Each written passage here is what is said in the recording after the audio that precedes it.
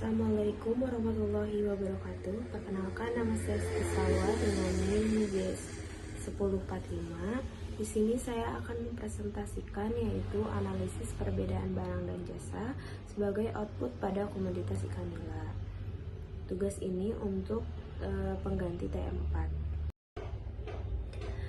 Latar belakang, ikan nila merupakan komoditas air tawar yang sangat populer di Indonesia karena pertumbuhannya yang cepat, mudah dibudidayakan, serta memiliki nilai ekonomi yang cukup tinggi.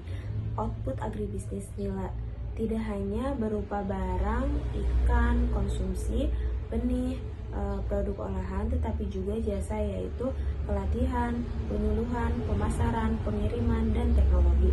Pemasangan barang dan jasa penting agar pelaku usaha dapat mengoptimalkan rantai nilai value chain dan meningkatkan daya saing agribisnis ikan. Selanjutnya yaitu perbedaan barang dan jasa dalam komoditas ikan nila. Yang pertama yaitu kompetensi wujud. Contoh barangnya ikan nila segar, benih, pilet. Contoh jasanya itu penyuluhan, pelatihan, pengiriman, dan teknologi. Yang kedua yaitu ada penyimpanan. Contoh barang dapat disimpan dan contoh jasa tidak dapat disimpan.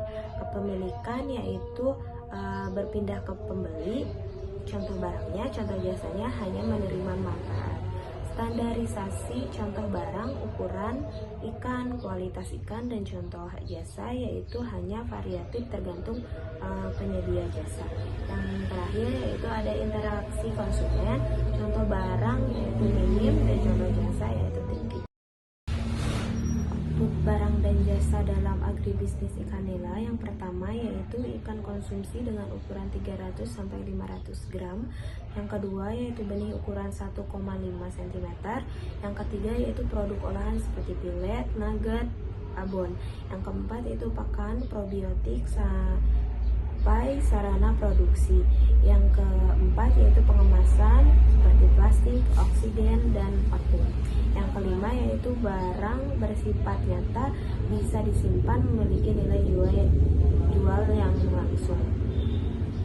Output jasa dalam agribisnis ikan nila, yang pertama yaitu penyuluhan dan pelatihan budidaya. Yang kedua yaitu teknologi pakan otomatis dan monitoring air. Yang ketiga yaitu jasa pemasaran baik online maupun offline. Yang keempat yaitu pengiriman ikan hidup atau beku. Yang kelima konsultasi manajemen usaha dan sertifikasi. Yang keenam yaitu jasa meningkatkan efisiensi, nilai tambah, dan profesionalisme usaha. Selanjutnya yaitu barang jadi, yaitu finishing good. Yang pertama yaitu produk yang sudah siap jual atau konsumsi. Yang kedua, ikan nila dikonsumsi ukuran 300-500 gram per ekor, bisa jadi dalam bentuk pilet, nugget, atau olahan lainnya. Dan untuk barang setengah jadi yaitu work in process. Yang pertama itu proses yang belum siap konsumsi, masih butuh proses. Yang kedua itu benih ikan nila ukuran 1-5 cm atau ikan nila kecil seperti juvenil 50-100 gram, dijual ke pembudidaya untuk dibesarkan lagi. Selanjutnya itu barang jadi dan setengah jadi. Aspek utamanya itu ukuran. Barang setengah jadi 1-5 cm ukurannya, dan untuk barang yang jadi ukurannya 300-500 gram, pilet atau produk olahan lainnya. Nilai jualnya yaitu barang setengah jadi rendah dan barang jadi itu nilai jualnya tinggi. Dan untuk fungsi barang setengah jadi input produksi, dan untuk barang yang jadi fungsinya yaitu untuk output pemasaran.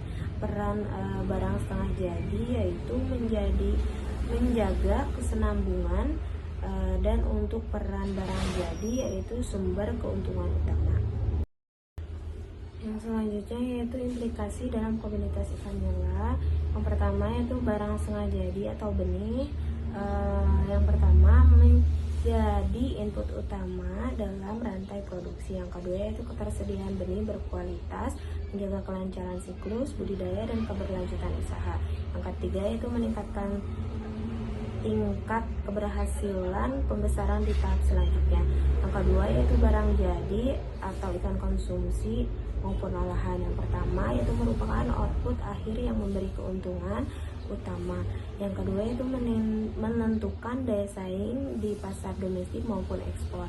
Yang ketiga yaitu produk unggul ikan seperti ikan segar, pilet atau nugget, meningkatkan reputasi usaha dan membuka peluang pasar lebih luas lagi. Yang ketiga yaitu keterkaitan keduanya. Yang pertama, benih menjadi dasar produksi yang menentukan kualitas akhir. Yang kedua yaitu ikan konsumsi atau olahan menjadi sumber utama pendapatan. Yang ketiga yaitu kombinasi keduanya menciptakan ekosistem agribisnis yang berkelanjutan dan menguntungkan.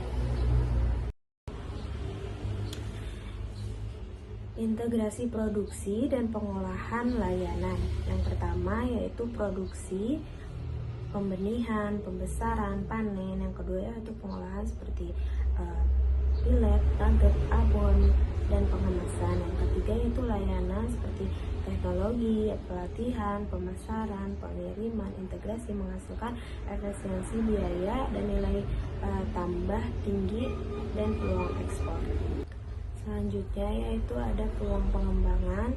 Yang pertama dukungan pemerintah, yang kedua permintaan ekspor meningkat, yang ketiga diversifikasi produk olahan, yang keempat yaitu produk digital seperti marketplace, restoran, hotel, dan tantangannya yaitu biaya pakan cukup tinggi. Yang kedua penyakit ikan, yang ketiga sumber daya manusianya terbatas.